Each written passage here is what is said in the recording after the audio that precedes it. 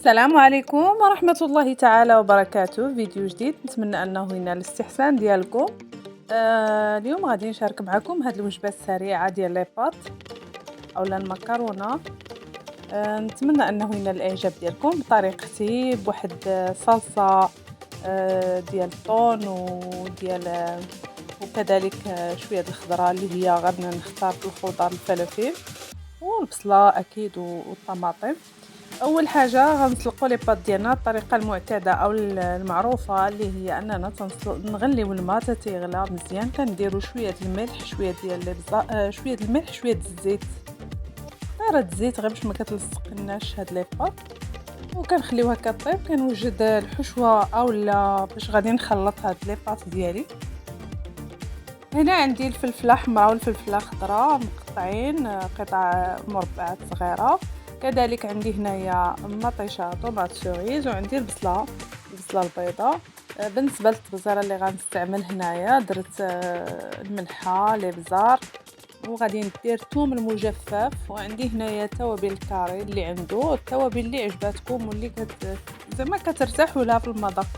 هذا الكاري عندي، والثومه بودره وزيت الزيتون وزيت المائده، وكنخليو هاد الخضيره تتشحر.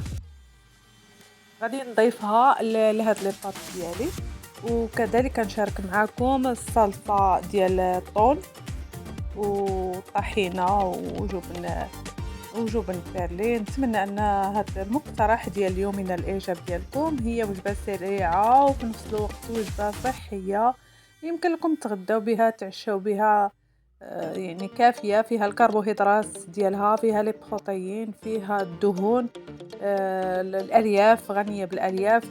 فاش كندخلوا هاد الخضر على الاطباق ديالنا بطبيعه الحال كتكون متوازنه. غنخلطوا هاد التوابل وغنديروها في قعافيه متوسطه ونخليها كتشحر. غادي نغطيها باش ترجع الماء ديالها عليها. بالنسبه لي بات ديالي راهم ما كيتسلقوا، من بعد ما غيتسلقوا غادي نصفيوهم اكيد نكبوا عليهم الماء بارد. هذه هي الطريقه ديال السلق ديال لي بات. غندوز نوجد معكم هنا الصلصه ديالي، وهذه هي لاستيوس ديال الفيديو ديالي. غادي ندير واحد ربع كاس ديال الحامض غنعصرو، غادي نعبروه باش ما تجينيش حامضه لاصوص بزاف. المهم نديروا القياس وصافي، ما غاديش نديروا بزاف. وبالنسبه لصلصه الطحينه كتباع في المتاجر، يمكن نستغنيو عليها ماشي ضروري. المهم انا عندي هذه الوصفه بهذا الشكل هذا، ربع كاس تقريبا. غنديروا شي 4 المعالق ديال الحامض. هنا طاح لي العظم ديال الحامض غنزولو من بعد. هنا غنحاول ندير تقريبا كذلك بالنسبه لهاد الطحينه او هاد صلصه الطحينه ذكرتها في الفيديو اللي سبق. الطحينه هي الزنجلان، هي الزنجلان الابيض، مصنوعه من الزنجلان الابيض، يعني واحد لاصوص ديال الزنجلان الابيض.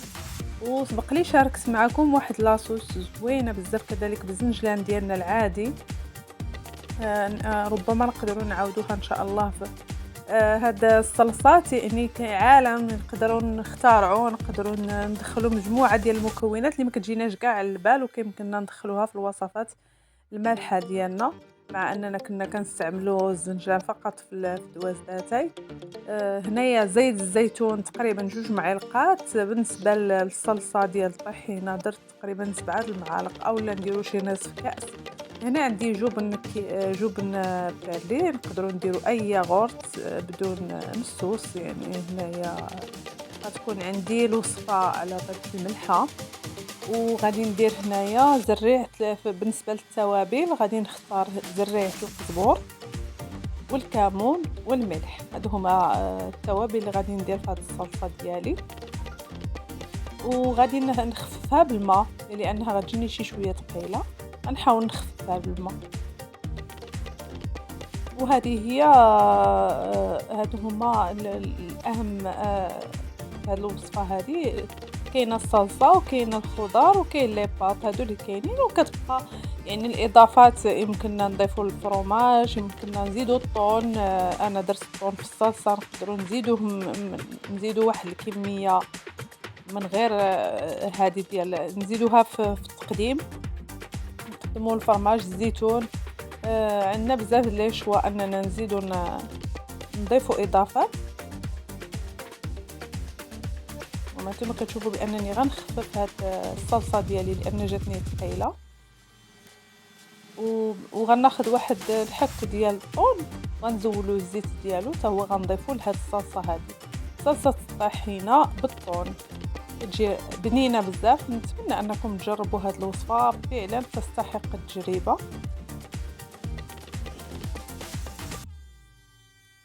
وبالنسبه لي بات ديالنا راهم تسلقوا، كذلك الفلافل ديالنا راهم وجدوا. بالنسبه للفليفلات، الفلفله خضر، الفلفله درت الفلفله حمراء والفلفله صفراء، نقدر نضيف الفلفله خضراء. كيبقى هاد المقترحات اختياريه.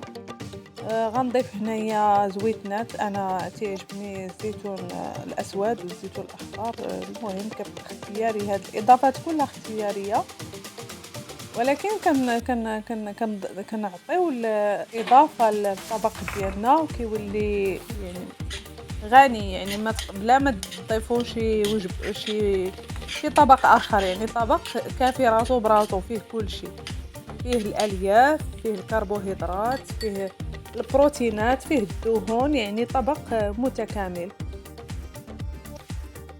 بالنسبه لي بات ديالي راه تسلقوا، غنصفيهم، نكب عليهم شي شويه ديال الماء في الوقت اللي نصفيهم باش كيبقاو ما معجنينش بعضياتهم.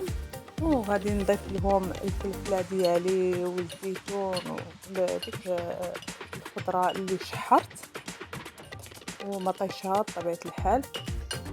هنا درت الملحه والابزار والكاري، التوابل ديال الكاري متوفره، يعني هذه توابل هنديه. المهم كيبقى اختياري، يعني ماشي ضروري يعني تقيدوا بشي حاجه، كل واحد كيدير المذاقات اللي كتناسبه. والصلصه ديالي ديال الطون بالطحينه ودانون وزرعه القزبور والكمون، زيت الزيتون. المهم شفتوا المكونات كامله.